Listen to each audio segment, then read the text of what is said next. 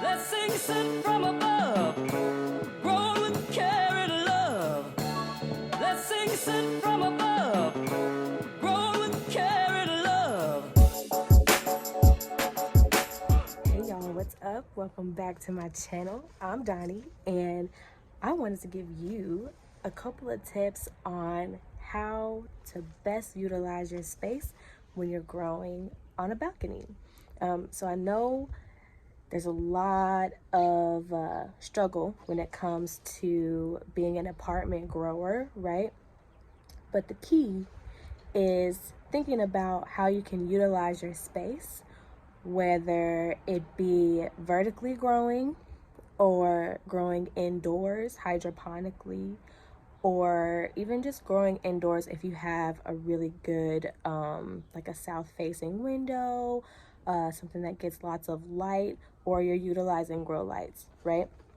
So that's a bunch right there in itself. Think about what is going to be best for you. Think about the type of space that you have. Do you have a balcony? Do you have that bright window? Do you have somewhere where you can put a couple of shelves up and a couple of grow lights? Or they have these things, I can't remember the name of it, but it's like it's a version of aeroponics, kind of like an aero garden, but it's really tall and it comes with big grow lights that go down the sides.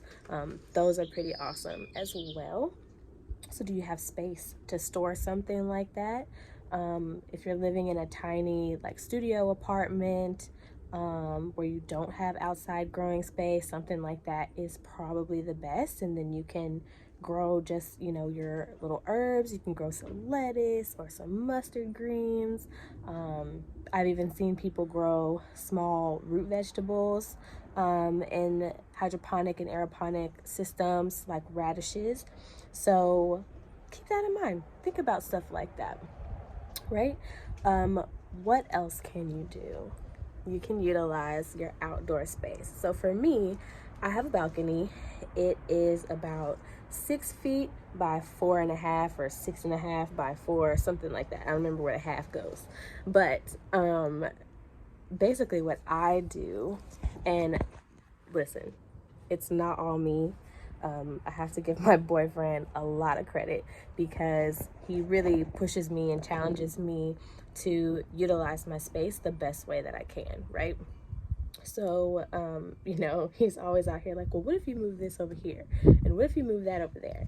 So he really has helped me get the best out of our space out here. So I'm gonna flip the camera and show you what it is that we do. So just a disclaimer, okay? I have a few struggle-licious plants out here. We're not gonna talk about them, okay? We're just gonna let them be, all right? It's supposed to get warmer soon here in the Pacific Northwest, so I have backups. I've also planted more seeds, so I'm not worried about it. So you don't be worried about it, okay? Okay? All right, great. So here we go. I'm gonna flip you around. Okay. Also, ignore my feet if you see me in these socks and Birkenstocks, okay? I'm just out on my balcony. I don't need to be cute for anybody. So, utilizing the space that you have going across, right? So, I not only have containers here, but they're deep. I don't know if you can tell quite how deep they are, but they're like party beverage tubs or laundry tubs, something like that you can get. I've got these from Big Lots for like $10 each, right? And then utilizing your railing, right? So that's really important. That's how I started out pretty much, right? I had a couple things on the ground, but for the most part, I'm utilizing the railing. So something that my boyfriend helped me out with, we installed some of these little hooks, right? And these were like maybe $1 each, could be less. I'm pretty sure you could get something like this at the dollar store, right? It's just a coat hook. It's a coat hook, right? And these I got from Lowe's or Home Depot. They're like $1 or $2 each, and we just drilled holes in the side and put some rope that was really cheap as well on there and hung them up, right? So now we have 3 pots that are not on the ground and they're not taking up our actual railing space, right? So that's 1 layer, 2 layers, and then my 3rd layer of growing is up here, right? So I have these over the rail containers. Now, these I've gotten from a few different places, right? So I have these really big ones that are from something like the equivalent of Walmart out here. It's called Fred Meyer, and it's a Kroger subsidiary. But I've seen similar items at your other big box stores. You can also get them on Wayfair, and I've seen them on a couple of other sites, so just look around. I'm pretty sure you can find them on Amazon as well, right? So there's those, and I want to say these are like maybe 1.5 feet long each, right? So I have 3 here. I don't know, it's got to be longer than that, right? Because I have 3 of them and it's 6 feet this way, right? So I have 2 of these round ones. These ones are definitely from Wayfair, and I don't know if you can see the branding, but it's like Bloom, something like that. Those are from Wayfair. I don't remember how much I paid for them, but you can get them there, and you can always find them on sale too. And this one is from Lowe's, I want to say. Also not that expensive. I think it was like $7. But listen, you don't have to start out with ones like these either, right? Go look around your neighborhood. Around this time, people are putting out a bunch of these for free. They're getting rid of them. They tried gardening last year. It wasn't for them. They tried gardening last year. Now they're back to work, whatever. They're getting rid of stuff like this. So go look around and see what you can find for free. Also, you know, stuff like this, right? The ones that I had I started out with, right, are Easter baskets. So we're really close to Easter, right? It's tomorrow. And after Easter, all the stores put everything on like hyper clearance. It's already on clearance if we're this close to Easter, right? But then it goes like 75% off, 80, 90% off. I think I got 4 or 6, something like that, of those Easter baskets. They're little plastic ones with a little handle, right? For 25 cents or something ridiculous. It was like nothing, basically. So we got a bunch of those and did the same thing, right? Put drainage holes in the bottom, and then we drilled holes in the sides so that we could put these little ropes on there and hang them up, right? So I have 3 hooks here and I have 3 hooks here, which right now are not being utilized, but we'll see what happens throughout the season if I want to, and to use more of that space. Because I started out, I only had those 2 round ones and 2 of these, and this season I've obviously gained or added 1 more of these and that one in the middle. So I've made a lot more of my space this year around, right? And then I also have this tower, right? So these are from the Dollar Tree. They're $1 each. 1, 2, 3. Do that right? 1, 2, 3, 4, 5, 6. I have 7. So $7. Put your potting soil in it. Dollar Tree also sells potting soil, right? And fill it up. Put your seeds in it that you can also get from the Dollar Tree, or go buy some starts, right? Either way you go about it, this is a super efficient and super cheap way to go about it. If you can't find them at the Dollar Tree, try your Family Dollar, your Dollar General, your 99-cent store, and I've also seen them online. Now, the ones online are not, unless you're getting them from the Dollar Tree online, which you have to buy in bulk, they're not as cheap as $1 each, but still worth it, right? Because then you're utilizing your space a little bit better. And I don't know if you can see, but I have a little plant trolley at the bottom there so that I can rotate them every day and make sure that they're all getting adequate sunlight. And these I had last year, Michael's last year at the end of season sale. They were $1 each.